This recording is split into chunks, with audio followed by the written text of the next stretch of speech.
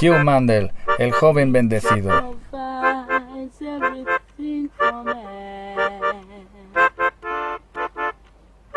Nature provides food for I and I.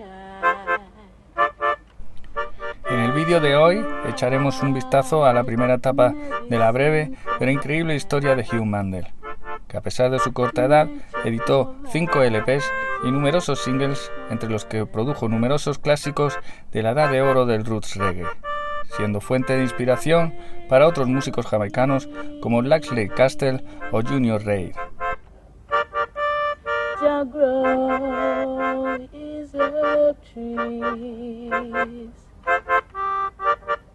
So that man will come to no corruption or sickness. What should be up? Fue cantante, compositor y productor, y a la edad de 16 años ya tenía uno de los mejores álbumes de la historia del reggae titulado Africa Must Be Free en 1983. Uno de los jóvenes más prometedores de la música jamaicana que le valió el nombre de El Joven Bendecido. Nature provides for I and I. Nature provides for I.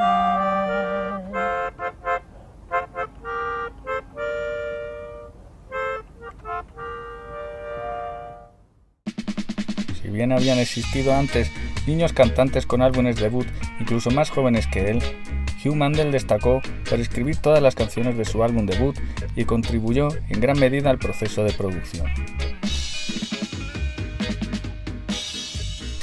James Brown es sin duda el niño prodigio más conocido en la historia de la música jamaicana, donde Brown comenzó primero cantando canciones de lovers rock y poco a poco fue convirtiéndose en un hombre pasando a cantar blues reggae consciente.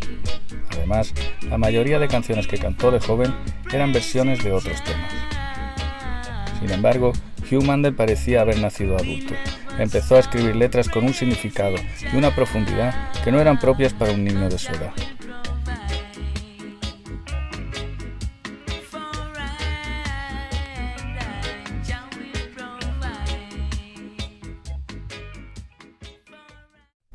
Una de sus canciones, Day of Judgment, donde Mandel protesta contra el capitalismo y el sistema económico explotador, es simplemente alucinante.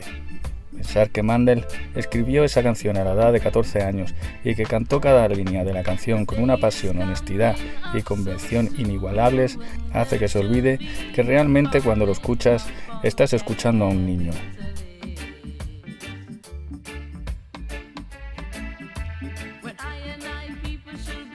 En una corta carrera, que tan solo duró 5 años, Mandel dejó una impresión incluso en los artistas que trabajaban con él, como en su mentor Augustus Pablo y los productores Lion Robbie y Errol Thompson. El 14 de junio de 1962 empezaría la historia de un chico inusual que nació en el este de Kingston como el último de 4 hermanos y único varón.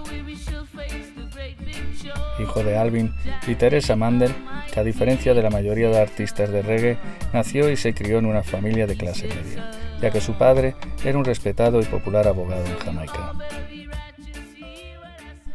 Fue a la Harding High School en Hope Road, en la misma calle de la casa de Bob Marley, en 1976.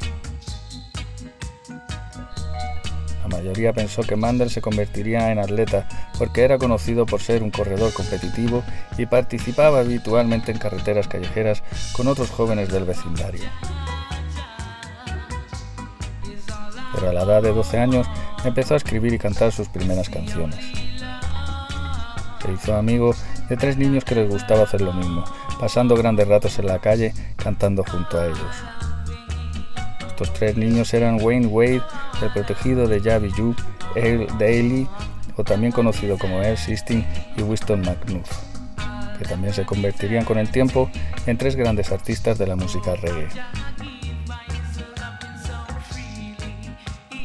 Según McNuff, la familia de Mandel vivía en la casa de enfrente a la de mi hermana, donde yo vivía en ese momento. Wayne Wade vivía en la siguiente casa, hacia abajo debajo de los Mandel. Mandel decía en una entrevista en 1980: cuando tenía 12-13 años empecé a escribir canciones en el colegio y vivía en una avenida junto a dos artistas como Wayne Way y Winston McNuff, y solíamos jugar y cantar juntos por turnos.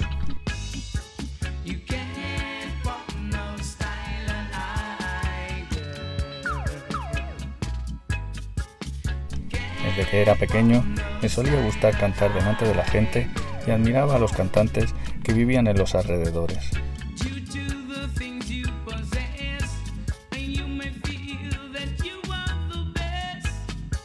En otra entrevista habla más de sus raíces.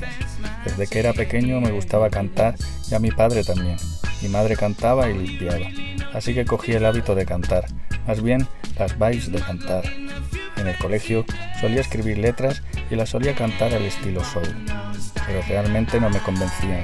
Me dije: soy africano, tengo que hacer música reggae, mi propio estilo, y ese era el tipo de música que pensaba que tenía que hacer realmente.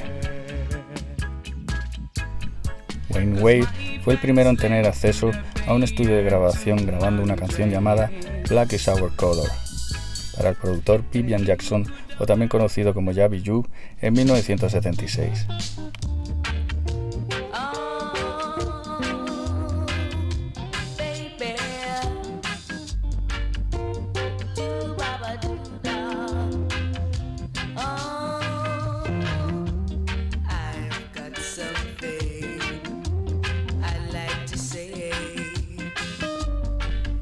Su álbum debut llevaba el mismo nombre y fue lanzado en el mismo año junto a más éxitos con covers de The Paragons, como Happy Go Lucky Girl y On the Beach.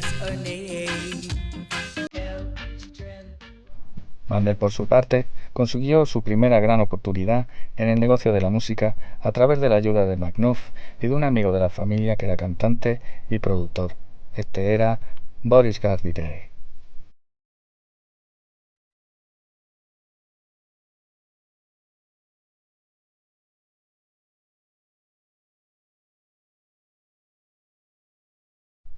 Así, Hugh Mandel estaba a punto de ponerse a prueba y de demostrar todo lo que llevaba dentro, grabando su primera canción en el estudio de Joe Gibbs, donde conocería a una persona que haría sacar todo su potencial, catapultándolo directamente al estrellato.